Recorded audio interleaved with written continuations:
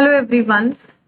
So in today's lecture, learners, we are going to revise a very important order of CPC, that is order 32, suits by or against minors and persons of unsound mind.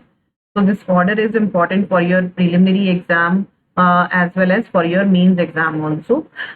Before I start with this order, learners, there is an important news for all of you, that is कि Unacademy पे price hike हो रहा है judiciary category का. So if you want to prepare for judiciary, just grab this opportunity, just save your money and take the subscription before 25th of May.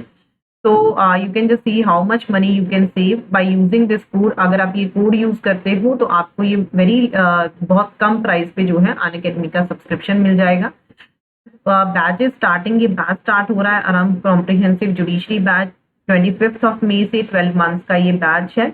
तो same code आप use करके जो है इस बैच को ज्वाइन कर सकते हो एट ओनली 50,535 रुपीज. सो 12 मंथ्स की ये फीस है. इसमें आपका सारा कुछ कवर होगा, प्री मेंस नोट्स आपको प्रोवाइड करवाए जाएंगे. अगर आपके लाइव लेक्चर्स मिस हो जाते हैं तो आपको रिकॉर्डेड अवेलेबल है, doubt solving, so you can just scan this. So number of batches are running on Unacademy. So let's start with our that is order 32, learners. So order 32 prescribe करता है हमें procedure of suits to which minors and persons of unsound mind, जहाँ पे जो है parties होती हैं. So order 32 जो है, this order is specially enacted to protect the interest of the minors and persons of unsound mind. ये किस लिए ऑर्डर अनेक्ट किया गया है? इंटरेस्ट को प्रोटेक्ट करने के लिए माइनर्स के as well as persons of unsound mind के, एंड टू इंश्योर करने के लिए कि उनको सूट में जो है रिप्रेजेंट किया जा सके by a person who is qualified to act as such. ठीक है, so that they are represented in a suit or proceeding by a person who is qualified to act as such. तो decree, अगर कोई भी decree minor के against पास की जाती है या ल्यूनेटिक के against, a decree passed against a minor or a lunatic without appointment of a guardian, बिना गार्जियन के अपॉइंटमेंट के, दैट इज अनलिटी. वो नलिटी होगा and is void and not merely voidable. So if any decree is passed against a minor, अगर कोई minor के against decree pass कर दी जाती है या किसी ल्यूनेटिक के अगेंस्ट बिना गार्जियन के अपॉइंटमेंट के, तो वो नलिटी होगा, वॉइड होगा, ना कि मियरली वॉइड.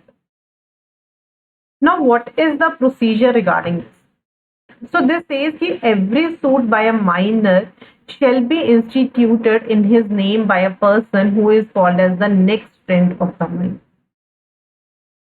तो अगर कोई भी सूट फाइल करना है माइनर ने, तो वो कौन इंस्टीट्यूट करेगा? Next friend of the minor. तो if a suit is instituted, ठीक है, अगर कोई सूट इंस्टीट्यूट किया जाता है माइनर के बिहाफ पे बिना नेक्स्ट फ्रेंड के, then what are the consequences of that is dealt under your rule. So this says where a suit is instituted by or on behalf of a minor without a next friend. So the defendant may apply, defendant apply कर सकता है to have the plain taken off the file with cost to be paid by the pleader or other person by whom it was represented. तो application देने पे defendant की the plaint will be taken off the file. Further rule 2A जो है ये confer करता है, ठीक है, तो प्लेन जो है that will be taken of the file and court जो है कॉस्ट पे करने के बोलेगा या तो प्लीडर को या फिर कोई भी और पर्सन जो उसको रिप्रेजेंट कर रहा है. Further this says that rule 2A जो है इस ऑर्डर का, ये कन्फर करता है कोर्ट के ऊपर कि कोर्ट के पास पावर है, कोर्ट ऑर्डर कर सकती है नेक्स्ट फ्रेंड को कि वो सिक्योरिटी फर्निश करवाए for cost of the defendant. What is the object behind कि कोर्ट यहाँ पे नेक्स्ट फ्रेंड को बोल रही है कि आप जो है सिक्योरिटी डिपॉजिट करवाओ. So this says where a suit has been instituted on behalf of a minor by his next friend. The court may at any stage of the court किसी भी stage of the suit पे either on its own motion, that means suo motu, या फिर defendant की applications पे and reasons को record करने के बाद कोर्ट ऑर्डर कर सकती है कि आप सिक्योरिटी डिपॉजिट करवाओ for the payment of the cost, जो भी डिफेंडेंट की कॉस्ट लगेगी आप उसकी जो है उसके लिए सिक्योरिटी डिपॉजिट करो. what is the object behind ki court is asking for the to the next friend for depositing the security? The object is to discourage vexatious litigations by the next friends of the minor.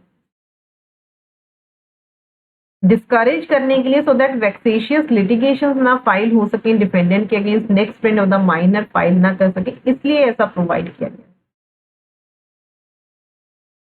So this says where a suit is instituted by an indigent person, अगर कोई suit indigent person institute किया है तो security include करेगी the court fee that is payable to the government. Further एक guardian की appointment कैसे होगी वो हमें रूल 3 में. तो rule 3 further lays down where the dependent is the minor. अगर डिपेंडेंट एक माइनर है तो कोर्ट अपॉइंट करेगा एक प्रॉपर पर्सन को to be the guardian for the. So where the defendant is a minor, satisfy होने पे कि ये minor है, court will appoint a proper person to be guardian for the suit, जिसको हम क्या कहते हैं, that is known as guardian ad litem. जो ऑर्डर है अपॉइंटमेंट का that may be obtained by the upon application in the name or behalf of the minor or by the plaintiff. ऐसी application में एफिडेविट लगाया जाएगा, ठीक है, verify करते हुए फैक्ट्स को कि जो गार्जियन है उसका कोई भी इंटरेस्ट नहीं है in the controversy in the suit, that he has no interest in any controversy in the suit. Further what are the qualifications? से क्वालिफिकेशंस क्या होनी चाहिए to appoint a next friend of the guardian? So this is dealt under your rule कि who may act as the next friend or the guardian for the suit. तो any person can be a next friend और guardian for the minor. कोई भी person हो सकता है जो sound mind का है, जिसने मेजॉरिटी की, जो मेजर है, जिसने मेजॉरिटी की एज को अटेन कर लिया है, प्रोवाइडेड कि ऐसे पर्सन का जो इंटरेस्ट है वो माइनर के अगेंस्ट नहीं होना चाहिए. That should not be adverse to that of the minor and he is not in the case of next friend or dependent in the case of the guardian for the suit of plaintiff. वो opposite party नहीं होना चाहिए suit में, sound mind का होना चाहिए, major होना चाहिए, उसका इंटरेस्ट एडवर्स नहीं होना चाहिए, he should not B opposite party in the suit नहीं होना चाहिए. ऐसा जो कंसेंट है, ठीक है, ऐसा जो कंसेंट है वो हमेशा राइटिंग में देगा. No person shall without his consent in writing be appointed as a guardian. हमेशा ऐसी अपॉइंटमेंट जो है वो राइटिंग में. Now, what are the rights and liabilities of the guardian or the next? एक rights and liabilities क्या है एक guardian और next friend की, वो हमें rule 6 and rule 7 में दिया. What are the rights and liabilities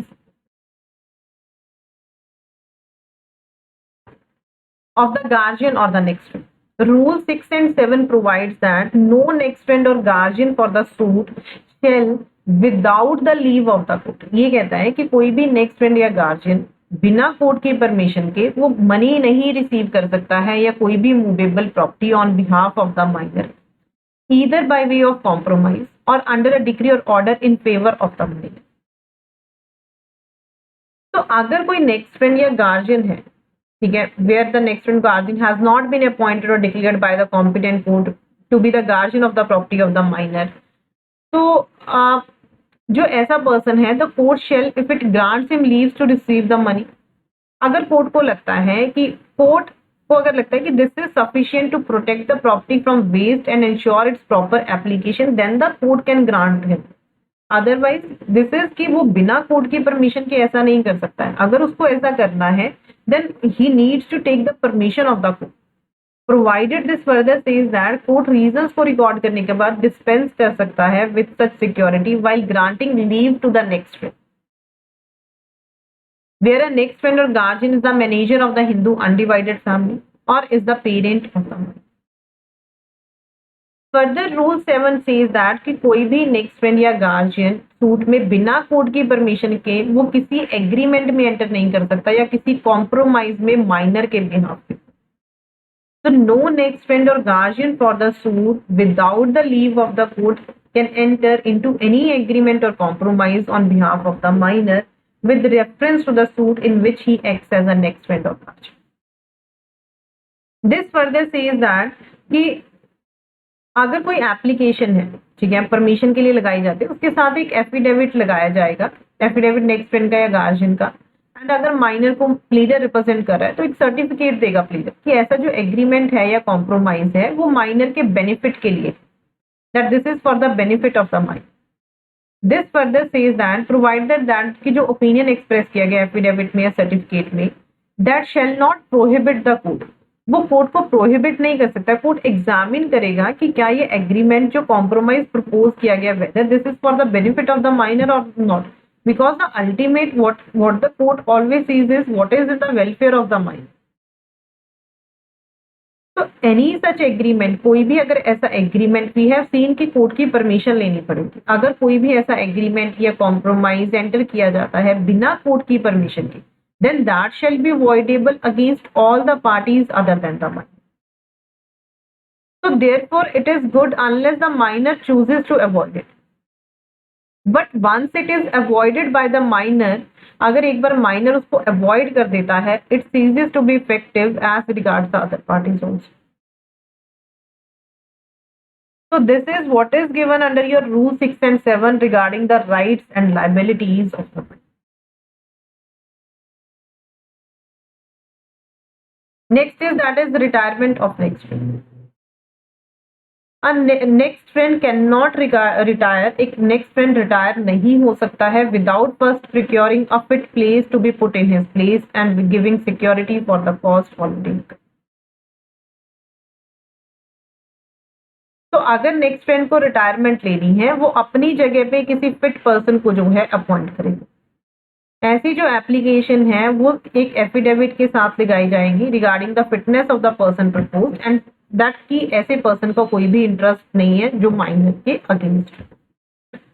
how a next friend can be removed that is dealt under your rule. ये कहता है कि अगर कोई इंटरेस्ट है नेक्स्ट फ्रेंड का, वो एडवर्स है माइनर के, ठीक है, दैट इज तो उसको रिमूव किया जा सकता है। अगर वो डिपेंडेंट के साथ कनेक्टेड है, दैट इज कि unlikely to make the minor's interest की प्रॉपरली प्रोटेक्ट नहीं होगा, देन उसको किया जा सकता है। अगर वो अपनी ड्यूटी प्रॉपरली नहीं करता है, ठीक है, देन उसको किया जा सकता है। अगर पेंडेंसी ऑफ द सूट अभी पेंडिंग है, वो इंडिया में रिजाइड करना ही बंद कर गया, then that can be done. या फिर किसी और सफिशिएंट रीजन की वजह से इफ द कोर्ट थिंक्स कि this is not in the interest of the minor, then the court can remove such next friend. अगर नेक्स्ट फ्रेंड की रिटायरमेंट हो जाती है, ठीक है, रिमूवल हो जाता है या नेक्स्ट फ्रेंड की डेथ हो जाती है, तो फर्दर प्रोसीडिंग को स्टे कर दिया जाएगा जब तक कि अपॉइंटमेंट ना हो जाए। This is given under your rule. This says कि अगर on the retirement, removal or death of the next friend, further this is very important, shall be stayed until the appointment of a next friend in this. Similarly, अगर guardian की retirement होती है, removal या death होती है, what are the consequences of that? So this says where the guardian for the suit desires to retire or does not do his duty, या फिर अगर वो अपनी ड्यूटी नहीं करता है किसी सफिशिएंट रीजन की वजह से, तो कोर्ट परमिट कर सकती है ऐसे गार्जियन को रिटायर करने की, उसको रिमूव भी कर सकती है। Court can ask him to pay the cost. तो अगर कोई भी रिटायरमेंट होती है गार्जियन की, डेथ हो जाती है, रिमूव कर दिया जाता है, तो उसकी जगह पे जो है नया गार्जियन अपॉइंट कर दिया जाता है। So this is what is given under your rule. Further is minor attaining majority, कि अगर एक माइनर अपार्ट फ्रॉम दिस, इससे पहले हम पढ़े कि एक माइनर जब मेजोरिटी अटेन कर लेता है तो उसके बाद क्या, what are the things that are available to him. Before that there is the rule that is left is your 3A. Let's just have a reading to this also. This is important. Rule 3A lays down that no decree passed against a minor, कि अगर कोई decree minor के against पास की गई है, वो सिर्फ इस ग्राउंड के ऊपर कोर्ट सेट असाइड नहीं करेगा कि नेक्स्ट फ्रेंड या गार्जियन का जो इंटरेस्ट था वो that was adverse to that of the minor. तो उस कोर्ट ने कोई डिक्री पास कर दी, ठीक है, कोर्ट में ये कहा गया कि ये जो मतलब गार्जियन या नेक्स्ट फ्रेंड का इंटरेस्ट था, this was adverse to that of the minor. सिर्फ इसी बेसिस पे डिक्री को कोर्ट सेटिस्फाइड नहीं करते, बट आज द कोर्ट सेटिस्फाइज कि जो दैट इज कि जो नेक्स्ट फ्रेंड या गार्जियन का जो इंटरेस्ट था उससे क्या हुआ है, that has caused prejudice to the interest of the minor. If that has caused prejudice to the interest of the minor, then that shall be a ground for setting aside the decree otherwise. So this says, but if the interest of the minor is prejudiced by the reason of such adverse interest, then it shall be a ground otherwise.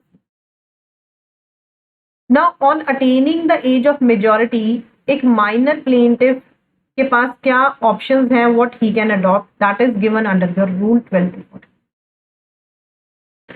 So, on attaining the age of majority, a minor plaintiff can adopt he has certain things that he can adopt. First is, वो suit के साथ proceed कर सकता है. He can proceed with the. ऐसे case में वो apply कर सकता है, he can apply for an order to discharge the next friend and कि वो सूट में जो है अपने खुद के नेम के साथ proceed करना चाहता है. Second is, वो elect कर सकता है कि he may abandon the suit. वो सूट को अबंडन कर सकता है and he can apply for its dismissal. उसके डिसमिसल के लिए अप्लाई कर सकता है on the repayment of cost जो भी डिफेंडेंट को लगी है या ऑपोजिट पार्टी. वो डिसमिसल के लिए अप्लाई कर सकता है इस ग्राउंड के ऊपर. He can apply for the dismissal of the suit on the ground that it was unreasonable और improper suit.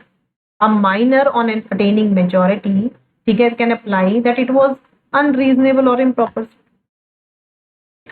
Further this says that एक जो माइनर है, ठीक है, what he has another is कि अगर वो को प्लेंटिफ है, एक से ज्यादा एक केस में एक से ज्यादा प्लेंटिफ हो सकते हैं. we have already seen who may be joined as plaintiffs. So where he is a, ठीक है, that we read under order 1. तो अगर एक से ज्यादा प्लेंटिफ है and he is one of the co-plaintiff, तो he can if he desires to repudiate the suit, तो वो अप्लाई कर सकता है कोर्ट में अपने नेम को स्ट्रक आउट करने के लिए as a court plaintiff. And if the court thinks कि he is not a necessity party, कि अगर ये नेसेसिटी पार्टी नहीं है, then court can dismiss him from such suit.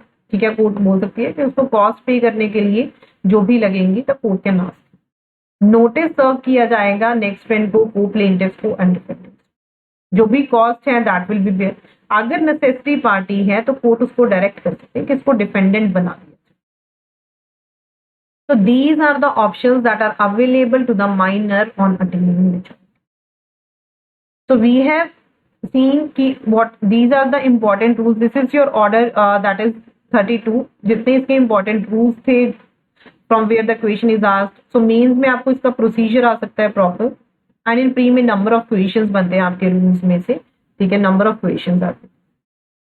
So thank you so much learners. Before I end this lecture here, again there is price hike that is going to be there on Unacademy from 25th of May. Just grab this opportunity. आप अपने money save कर सकते हो. You can save up to 40% off on judiciary subscriptions by using this code. And you can just follow me on the Telegram channel. Link आपको description box में मिल जाएगा. Thank you so much learners. I'm just ending the session here.